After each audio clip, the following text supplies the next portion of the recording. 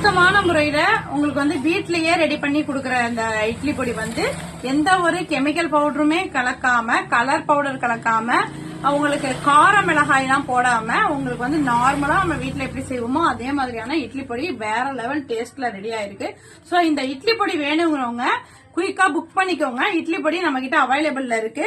அது மட்டும் இல்லாம டேஸ்டான இட்லி பொடி, ஓகேவா? அதுதான் நமக்கு முக்கியமே. நம்ம வந்து சாப்பிடுற இட்லியோ தோசையோ என்ன வேணும்னாலுமே நம்ம வந்து இன்னும் 2 எக்ஸ்ட்ரா சாப்பிடணும் அப்படின்னாக்கா நல்ல சுத்தமான தரமான ஒரு அழகான ஒரு முறையில அந்த இட்லி பொடி செஞ்சு மிளகாய், கருவேப்பிலை, கடலைப்பருப்பு, அதுக்கப்புறம் துவரம் பருப்பு, அதுக்கப்புறம் இதெல்லாம் நிறைய போட்டு செய்யும் போதுதான் அந்த டேஸ்ட் நல்லா கிடைக்கும். மிளகு, அதுக்கப்புறம் பெருங்காயம், இந்த மாதிரி ஐட்டங்கள்ஸ் உங்களுக்கு நிறைய பேருக்கு எல்லாமே தெரியும். இட்லி பொடி எப்படி செய்யணும் அப்படின்னு தெரியும். அவ்வளோ விதமான நிறைய விஷயங்கள் இதுல மிக்ஸ் பண்ணி சூப்பரா தரமா ரெடி பண்ணிருக்கோம் இட்லி பொடி. இட்லி பொடி வேணுங்கிறவங்க நம்ம கிட்ட புக் பண்ணிக்கலாம். இந்த மாதிரி டெய்லி அப்டேட் வேணுங்கிறவங்க நம்ம சேனலை ஃபாலோ பண்ணிக்கங்க. டேஸ்டி மசாலாவுடைய இட்லி பொடி எப்படி இருக்குன்னு சொல்லி நம்ம டேஸ்ட் பார்ப்போமா?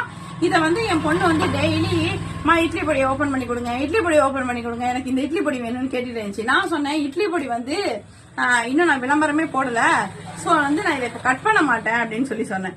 அது உடனே என்ன பண்ணிச்சு தெரியுமா? இங்க பாருங்க, நீங்க இப்படி கட் பண்ணி எனக்கு தரமாட்டீங்கன்னு சொல்லி தோசையை சுட்டு எடுத்துட்டு வந்துருச்சு. தோசையை சுட்டு எடுத்துட்டு வந்து எனக்கு இப்ப இதுல இட்லி பொடி வச்சு கொடுங்க, நீங்க குயிக்கா அந்த விளம்பரத்தை போட்டுட்டு எனக்கு இட்லி பொடி வச்சு கொடுங்க அப்படின்னு சொல்லி சொல்லிடுச்சு. இங்க பாருங்க, ரொம்ப ஈஸியாவே ஓபன் பண்ணலாம். ஓபன் பண்ணால ஈஸியா தான் இருக்கு, பட் நம்ம ஏன் ஃபுல்லா ஓபன் ஆயிடும்ல, அப்புறமா வந்து நம்ம அதை வந்து இது பண்ணி வைக்க முடியாது. சோ வந்து நம்ம என்ன பண்றோம், இட்லி பொடி பாப்போமா எப்படி இருக்குன்னு. இங்க பாருங்க, மணல் மணலான நெய் மாதிரி மணல் மணலான இட்லி பொடி. ஓகே, கலர் தெரியுதா? சூப்பரா இருக்கா? தோசைக்கு இட்லி பொடி தொட்டு சாப்பிட்டு பாப்போமா? இதுல எண்ணெய் ஊத்தணும். நம்ம இந்த மாதிரி யாரெல்லாம் இந்த மாதிரி வந்து இந்த குழி நோண்டி அதுல எண்ணெய் ஊத்துற பழக்கம் இருக்கு, நல்லெண்ணெய் ஊத்தி சாப்பிட்டோம்னா இன்னும் டேஸ்டா இருக்கும்.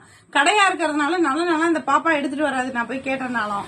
சோ அதனால நம்ம என்ன செய்ய போறோம், ஒரே ஒரு தோசையை ஊத்தி அதுல வந்து நல்லெண்ணெய் ஊத்தி நம்ம இட்லி பொடியில சாப்பிடுவோம். பட் இப்ப டேஸ்டுக்காக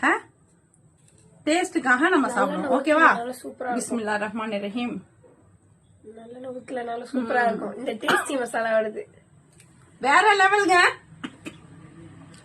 காரம் இல்லன்னு நினைச்சா காரம் இருக்கு, நல்லா இருக்கு, டேஸ்டா இருக்கு, நல்லா ஏறுது. செம்மையா இருக்கு. யாருக்கெல்லாம் இந்த இட்லி பொடி வேணும், இங்க பாருங்க கலர் பாருங்க. இதுல எண்ணெய் ஊத்துனா எப்படி இருக்கும்னு உங்களுக்கு தெரியும். எண்ணெய் ஊத்தாமலே இவ்வளவு டேஸ்டா இருக்கு. அப்ப எண்ணெய் ஊத்துனா எப்படி இருக்கும்? எங்க பாப்பாவுக்கு ஒரு ரூபாய். சூப்பரா இருக்கு. சூப்பரா இருக்கா? இங்க பாருங்க, நானே சாப்பிட்டேங்க. எங்க பாப்பாவுக்கு தோசை ஊத்தி எடுத்துட்டு வந்தது.